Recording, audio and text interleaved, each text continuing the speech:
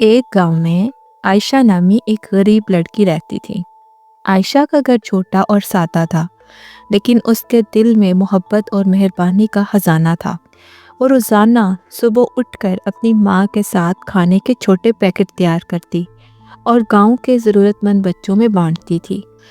आयशा खुद ज़्यादा चीज़ें नहीं रखती थी, लेकिन जो कुछ भी उसके पास होता वो दूसरों के साथ बांटने की कोशिश करती। जब भी कोई बच्चा उससे खाने का पैकेट लेता, वो खुशी से मुस्कुरा देता और आयशा को ये मुस्कुराहट ही सबसे बड़ी खुशी लगती। एक दिन आयशा की माँ बीमार हो गई और घर में खाने की कमी हो गई।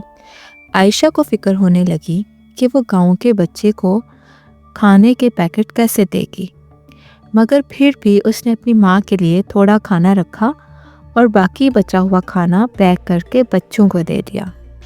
इसी दौरान गांव के एक रईस जनाब करीम साहब आयशा को ये सब करते हुए देख रहे थे। उन्होंने सोचा कि आयशा के जज्बे को पहचाना जाना चाहिए। कुछ दिन बाद करीम साहब ने आयशा को अपने घर बुलाया। वो हैरान थी कि रईस ने इसे क्यों बुलाया है। जब वो वहाँ पहुँची तो करीम साहब ने कहा, आयशा, मैंने तुम्हारी मेहरबानी और दूसरों की मदद करने का जज्बा देखा है। तुम खुद कम रखती हो, लेकिन दूसरों को देने में कभी पीछे नहीं हटी। ये रहा तुम्हारे लिए एक खास इनाम। उन्होंने आयशा को एक बड़ा थैला दिया जिसमें खाने का सामान, कपड़े और कुछ पैसे थे।